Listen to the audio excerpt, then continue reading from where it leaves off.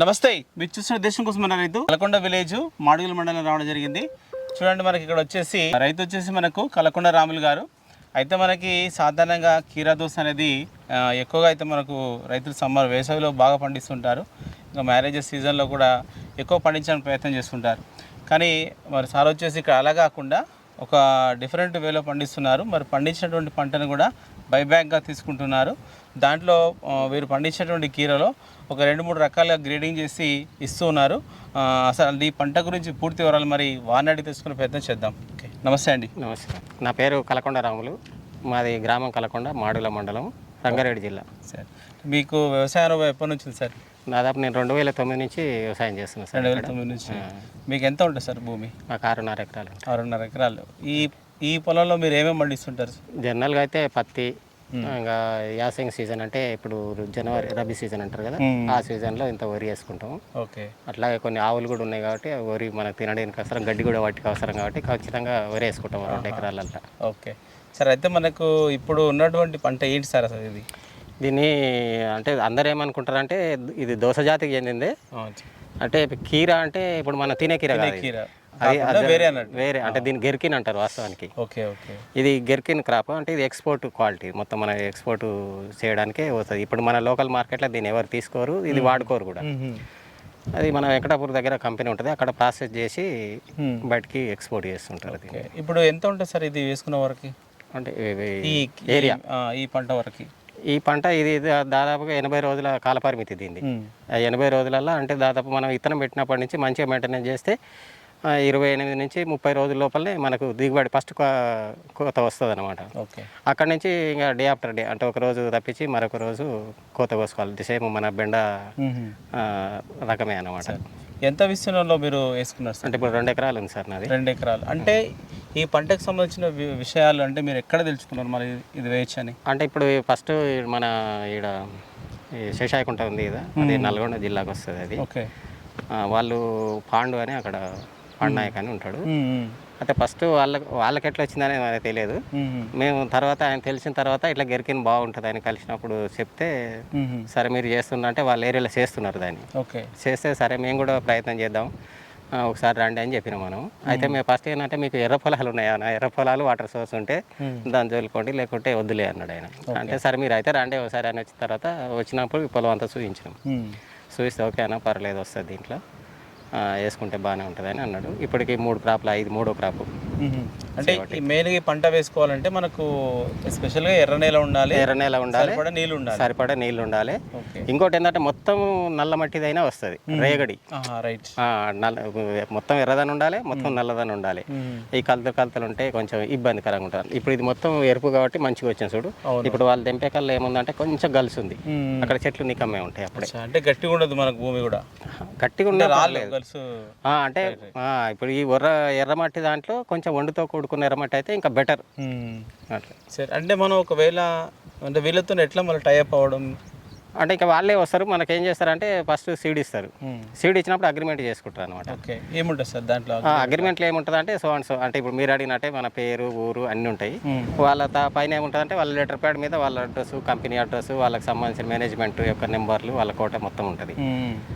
తర్వాత వాళ్ళు ఏం చేస్తారంటే మనం ఒక 4 నుంచి 6 సైజులు చూపిస్తారు మనకి. ఇప్పుడు మీకు ఆ కాయలు చూపించారు కదా, చూపించాలా తర్వాత చూద్దాం. అయితే ఇప్పుడు దాంట్లో ఏం చేస్తారంటే ఇక మనకు చిన్న రకం, ఆ చిన్న రకం వచ్చేసి అది మట్ల మనము వాళ్ళకు తెంపియగలిగితే అది ఒక 45 రూపీస్ పర్ కేజీ పడుతుంది. ఆ తర్వాత ఏం చేస్తారంటే ఇంకా కొంచెం పెద్ద సైజు అంటే ఈ సిటికనేల కంటే ఈ సైజు నుంచి ఇంకా జర చిన్న ఈ సైజు వరకు వస్తే ఇది ఏంటంటే 30 రూపీస్ పర్ కేజీ, ఇది 15 రూపీస్ పర్ కేజీ. ఇంకా ఇది దాటితే ఈ సైజు దాటిన దానికే ఈ సైజు ఇవన్నీ కూడా 5 రూపీస్ కేజీ. అంటే ఇంతకుముందు ఒక 4-5 సంవత్సరాల క్రితం ఇవి కొనకపోయేది, పడేసేది అనమాట. ఓకే. అయితే ఇప్పుడు ఏం చేస్తుందంటే ఇది వేస్టేజ్ కింద ఎందుకు పోవాలని ఇంకా దేనికి యూజ్ చేస్తారో తెలియదు. కానీ దీన్ని అయితే అవి వేస్ట్గా పోకుండా ఒక లేబర్ మందం అన్నట్టు ఒక 5 రూపీస్ కేజీ ఇచ్చి దీన్ని తీసుకెళ్తున్నారు. ఓకే. అయితే ఇప్పుడు రైతుకి ఏమవుతుందంటే ఇప్పుడు మనం వీటిని ఇవి ఇట్లా ఎందుకు అవుతాయి అంటే ఇప్పుడు ఈ ఆకులు ఉన్నాయి కదా సార్, కనిపించకపోవడం వల్ల ఇప్పుడు ఇది ఇడిచిపెట్టారు అనుకో ఈరోజు దెంపకుట్ట, మళ్ళీ ఎల్లుండి వరకు ఇంత అవుతుంది. ఇది అంటే ఫాస్ట్ గ్రోతింగ్ అనమాట. కాబట్టి ఏంటంటే ఇప్పుడు మనకు తెంపకుట్ట ఎక్కడైనా మిస్ అయిపోయినాయి ఇవి అనమాట. సరే, అంటే ఇప్పుడు ఈ ఏం కంపెనీ ఉంది ఇది మనకు? గ్లోబల్ గ్రీన్ కంపెనీ అని గ్లోబల్ గ్రీన్ కంపెనీ వాళ్ళే తీసుకు సార్. అంటే మీరు వీళ్ళు మీకు సీడ్ ఇస్తారు? సీడ్ ఇస్తారు. అంటే ఈ విస్తీర్ణం ఎంత సీడ్ పట్టి ఉంటుంది, అది ఏమైనా ఉంటుందా? అంటే ఇప్పుడు వాళ్ళది ఏంటంటే ఎకరకు 10 నుంచి 11 ప్యాకెట్లు వారి ఫార్మాలిటీ ప్రకారం ఓకే అంత పెట్టుకోవాలి, అది సెట్ అవుతుంది. అయితే కొందరు ఏం చేస్తారంటే లోకల్గా ఉన్నటువంటి సూపర్వైజర్స్ ఎవరైతే ఉంటారో పొలాన్ని బట్టి కూడా కొంచెం పెంచుకోవడమా తగ్గించుకోవడమా చేస్తారు. ఇప్పుడు ఇక్కడ మేము 4 నుంచి 5 అడుగుల విస్తీర్ణం ఇట్లా వెడల్పు మధ్యలో ఎంత ఉంటుంది? ఇక అదే 4 నుంచి 5 అడుగులు ఉంటుంది, అంటే 5 ఫీట్లు 4 ఫీట్లు 5 ఫీట్లు ఉంటుంది. అయితే ఇప్పుడు మనం ఏం చేసినామంటే అది కొంచెం ఎరువు పోసి దాంట్లో పెట్టినాం. దాంట్లో దాదాపు 8 నుంచి 10 ఫీట్ల వైశాల్యం పెట్టినాం. సరే టెస్ట్ చేద్దాం అట్లా ఎట్లా ఉంటుంది దూరం. ఓకే. అయితే ఇప్పుడు ఇదే కొంచెం బెటర్ అనిపిస్తుంది దానికంటే. అయితే ఇప్పుడు చెక్కింగ్ కోసమే అది పెట్టింది. అంటే ఇప్పుడు దాంట్లో దిగుబడి తగ్గింది, ప్లస్ అంటే ఇప్పుడు గాధం కనిపిస్తుంది చూడండి. అవును, ఆ ప్రాబ్లం గ్యాప్ ఎక్కువ ఉంది కాబట్టి మనకు. అయితే ఇప్పుడు దాంట్లో ఏంటంటే ఇప్పుడు మనం ఇట్లా తిరుగుతుంటాం కదా, ఈ తిరిగేటప్పుడు లేబర్ తిరుగుతుంటే ఈ తీగలు దొక్కే పరిస్థితి ఉండదు దాంట్లో. దీంట్లో మాత్రం మనం ఎంత జాగ్రత్తగా తీసుకున్నా ఎక్కడో ఒక చోట తొక్కవాల్సి రావడము, లేకుంటే బకెట్ వేసినప్పుడు బకెట్ కింద పడడము.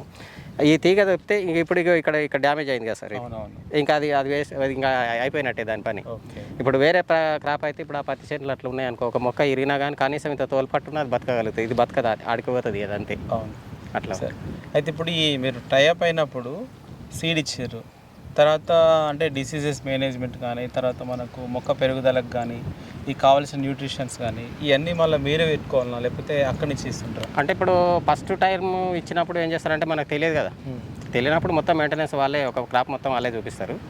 ఇంకా నెక్స్ట్ క్రాప్ నుంచి మనం సొంతంగా చూసుకోవాలి. అంటే మెయింటెనెన్స్ వాళ్ళు చూపిస్తారు, అంటే మనకు దానికి అయ్యేటువంటి మెడిసిన్ ఉంటుంది కదా, అంటే మన స్ప్రేయింగ్ మెడిసిన్ మొత్తం వాళ్ళే సప్లై చేస్తారు. అదే అంటున్నాను నేను.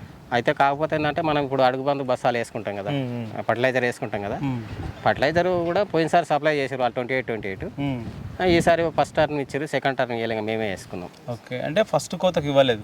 ఫస్ట్ కోతకి ఇచ్చారు. ఫస్ట్ అంటే ఇప్పుడు మనం ఇత్తులు పెడతాం కదా, ఇత్తులు పెట్టినప్పుడు ఏం చేస్తాం అంటే మనం ఫస్ట్ సాలు కొడతాం.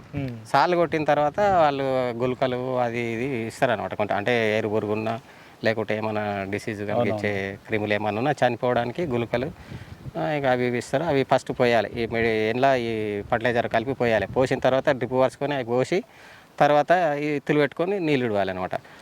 ఒకవేళ మనం ఏ రోజు అయితే ఇత్తులు పెడతాం ఆ రోజే నీళ్ళు ఇవ్వాలి. మళ్ళీ ఒక నైట్కి ఇట్లు ఉన్నాయనుకో ఇత్తులు ఉండవు తెల్లారి చూస్తే. అంటే ఏం తింటే తెలియదు, ఇత్తులు ఎక్కడ ఉంటుంది లోపల పలక అయిపోతుంది. అంటే మాకు కూడా అర్థం కాదు. ఇప్పుడు 3 పంటలు వేసినాం కానీ ఇప్పుడు ఆ లాస్ట్ ఆ పత్తి చేను అంచుకుంటే ఒకసారి మొత్తం డ్యామేజ్ అయిపోయింది. అది రెండోసారి పెట్టినా కానీ మొలవలే ఆడంగా వల్ల. అంటే ఇప్పుడు ఇంకా అది అంతే, మనం ఇత్తు పెట్టినాం అంటే ఇత్తు పెట్టిన తర్వాత తేమ తగిలితేనే ఆగుతుంది అది. ఒకవేళ నువ్వు ఆ రోజు తేమ తగలకుండా రేపు వేస్తేవాయలే అనుకుంటే ఇంకా నీకు తెల్లారి ఆ ఇత్తులు లేనట్టే ఇక లెక్క. అంటే ఇత్తులు ఉంటాయి దాంట్లో పలుకుండదు అనమాట. ఏం తినిపోతుందో అర్థం కాదు ఇప్పటికి. సరే, అయితే ప్రస్తుతం మీరు ఏమేమి ఇస్తారు? అంటే మనకు మొక్క పెరుగుదలకు కావచ్చు, కొంచెం అక్కడక్కడ మనకి ఈ పురుగు రావడం కావచ్చు, అట్లా వీటి కోసం వల్ల మీరు ఏమేమి స్ప్రే చేస్తుంటారు? అంటే ఇప్పుడు దీనికి ఫర్టిలైజర్ అంటేనే మేమే వాడుకుంటాం. ఇప్పుడు జనరల్గా 99 కొడతాం, 28 F4 అని, అంటే ఫార్ములా 4. ఇది అంటే దీంట్లో మెగ్నీషియం, కాల్షియం, ఐరన్, మాంగనీస్ ఇవన్నీ ఉంటాయి అన్నమాట. అన్ని న్యూట్రియన్స్. వాటర్ ద్వారా ఇస్తారా స్ప్రేనా? అంటే ఇప్పుడు 2 రకాలు. మనకు వాటర్ ద్వారా ఇస్తేనేమో అక్కడ ఉంది అది చూపిస్తాం, వెంచూర్ అని, వెంచూర్ ద్వారా ఇస్తాము. ఇంకా లేకుంటే ఏంటంటే తక్కువ క్వాంటిటీతో ఎక్కువ పొలం రావాలనుకుంటే స్ప్రే చేసుకోవాలి. ఇప్పుడు దీంట్లో ఇప్పుడు మనకు స్ప్రే చేసుకుంటే 1 కేజీ సరిపోతుంది. నువ్వు అదే వెంచూర్ ద్వారా ఇవ్వాలంటే 3 నుంచి 4 కేజీలు పడుతుంది. కాకపోతే ఏంటంటే ఇదేమో దబ్బున 3 నుంచి 4 రోజులలో మళ్ళీ స్ప్రే చేయాల్సి వస్తుంది. అదేమో ఒక వారం 10 రోజులు వస్తుంది అనమాట. అంటే మనకు వీటికి వచ్చేటువంటి ప్రాబ్లమ్స్ మీద అంటే వాళ్ళు ఇంకా ఏమైనా సలహాలు ఇస్తారా? ఇక్కడ విజిట్ చేసి ఖచ్చితంగా వస్తారు. ఎన్ని రోజులకు ఒకసారి వస్తుంటారు మళ్ళీ? అంటే ఇప్పుడు దీని మనం ఇచ్చే రిపోర్ట్ని బట్టి ఉంటుంది అనమాట. మనం ఏం చేసినామంటే ఇట్లా పుచ్చు వస్తుంది లేకుంటే చెట్లు చనిపోతున్నాయని మనం రిపోర్ట్ చేస్తే వాళ్ళు మన రిపోర్ట్ చేసిన తెల్లారే వచ్చారు అనమాట. వచ్చి ప్రాబ్లం ఉంటే మనం వస్తుంటారు అన్నట్టు. అంటే వారు జర్నల్ విజిట్లో కూడా వస్తారు, అన్ని తోటలు చూసేటప్పుడు వచ్చి చూసుకొని పోతారు. మనం ఏమైనా ప్రాబ్లం ఉందని చెప్తే కూడా వస్తారనమాట, వచ్చి చూసి చెప్తారు. అయితే కాదు ఒక్కటే ఆ చెట్లు చనిపోయేదానికి ఒక్కటే, వాళ్ళకు కూడా అన్ని ఏరియాలలో ఈ ప్రాబ్లం ఉంది. ఇది మాకు కూడా అర్థం రీసెర్చ్ జరుగుతుంది, ఇప్పుడు ఏం చెప్పలేము దీనికి అనేది మనం చెప్పినట్టు. ఓకే, మీరు ఏ నెలలో నాటుకున్నారు ఇది? ఇది అదే జూలైలో నాటినాము. ఎన్ని రోజులకు స్టార్ట్ అవుతుంది మనకి? ఇది 28 నుంచి 30 డేస్ లోపల ఫస్ట్ క్రాప్ వస్తుంది. అంటే ఇది ఫస్ట్ తెంపుకోవాల్సిందే ఇంకా. ఓకే. అంటే దీనికి కాలపరిమితే 80-85 రోజులలో దీనికి టైం అయిపోతుంది. ఇప్పటికి ఎన్ని రోజులు అవుతుంది, మీరు ఎన్ని కటింగ్లు తెంపుకుంటారు? ఇప్పుడు 6వ కోత. 6వ కోత. ఓకే. అంటే 6వ కోత అంటే ఒక రోజు తప్పించి ఒక రోజు 6 కోతలు. సరే, ఇంకా ఎంత టైం ఉంది మనకు క్రాప్ తీసుకోవడానికి? అంటే ఇప్పుడు మనం కొంచెం మెయింటెనెన్స్ మంచిగా చేసుకోగలిగితే, మైక్రో న్యూట్రియన్స్ ఎక్కువ అందించగలిగితే అంటే ఇప్పుడు 3 నుంచి 4 కోత, 2 నుంచి 3 కోతలు ఎక్కువ కోసుకోవడానికి అవకాశం ఉంటుంది అనమాట. ఇప్పుడు కంపెనీ వాళ్ళు చెప్పేదంటే 18 నుంచి 20 కోతలు చెప్తారు. అవును. అంటే మనం ఇంకా అదనంగా కూడా చేసుకోవాలి, 2 కోతలు పెంచుకోవాలంటే కొంచెం మనం అదనపు పెట్టుబడి పెట్టుకోవాల్సి వస్తుంది. ఓకే. సరే, అయితే మీరు ఇది ఫస్ట్ టైమా ఇంతకుముందు పండించారు? అంటే మేము ఇది 3వ క్రాప్. అంటే ఇది అంటే ఈ పంట అంటే ఇంతకుముందుకు ఎప్పుడన్నా పండించారా? లేదు లేదు. ఓకే. ఇదే దీంట్లో third time. Third time. Okay. సరే, అయితే మీరు ఒకసారి ఎకరా ఎంత 2 ఎకరాలు కదా? ఇది ఎకరా ఉంటుంది, అది ఎకరా ఉంటుంది. ఓకే. సరే, ఇప్పుడు ఈ పొలం వరకు మామూలుగా పెట్టుబడి ఎంత అవుతుందో ఇట్లా మనం? అంటే ఇప్పటికి 1,00,000 దాటిపోయింది దీని పెట్టుబడి. అంటే ఇప్పుడు చాలా వరకు వాళ్ళే ఇస్తున్నారు కదా? అంటే ఇప్పుడు ఏమి ఇస్తారంటే వాళ్ళు ఇప్పుడు సీడ్ ఇస్తున్నారు. సీడ్ మళ్ళీ కట్ చేసుకుంటారు, సీడ్ పైసలు కట్ చేసుకుంటారు. అంటే పెట్టుబడి పెడతారు కానీ మళ్ళీ తీసుకుంటారు. అంటే అంతా మనం కాయలు పండించి వాళ్ళకి ఎట్లా ఇస్తామో మళ్ళీ వాళ్ళు వస్తే వాళ్ళు తీసుకోవాల్సింది. అన్నీ తీసుకుంటారు, కట్ చేసుకుంటారు మార్కెట్ రేట్ ప్రకారమే. ఓకే. కాకపోతే మీకు ఒక 3 స్టేజెస్ చెప్పారు కదా, ఎట్లుంటుంది రేట్లు ఎట్లుంటాయి? అంటే ఇది రేటు ముందే ఫిక్స్ ఉంటుందా? ముందే అగ్రిమెంట్ ఉన్నప్పుడే రేట్ ఫిక్స్ ఉంటుంది. ఇది 30 రూపీస్ పడుతుంది పర్ కేజీ. అంటే 3,000 క్వింటలు, ఇది 1,500 క్వింటలు, ఇది 500 క్వింటలు. ఓకే. ఇప్పుడు ఒక్కసారి తెంపితే ఎంత వస్తుంది? ఇది ఎంత వస్తుంది, ఇది ఎంత వస్తుంది? సుమారుగా పోయిన క్రాప్ నిన్నగాక మొన్న తెంపితే అయితే ఇది 4 క్వింటాల చిల్లర వచ్చింది, ఇది 2 క్వింటాల చిల్లర వచ్చింది, ఇది క్వింటాల్ 20 కిలోలు వచ్చింది. ఎట్లా ఉంది అంటే మీకు వేరే పంటలతో పోల్చుకుంటే ఇది ఎట్లా ఉంది మళ్ళీ మీకు? అంటే కొంచెం మెయింటెనెన్స్ మంచిగా చేసుకోగలిగితే ఇది ఎట్లా అంటే, ఒక తల్లి ఉన్నదంటే బాలంతా ఉన్నదంటే ఒక తల్లి పిల్ల కాదు, 2 అవడాల పిల్లలు అన్నట్టు ఉంటుంది అనమాట ఇది ఈ క్రాపు. ఓకే. ఓకే. అంటే ఎక్కడ ఇడిచిపెట్టి పోనీకి రాదు.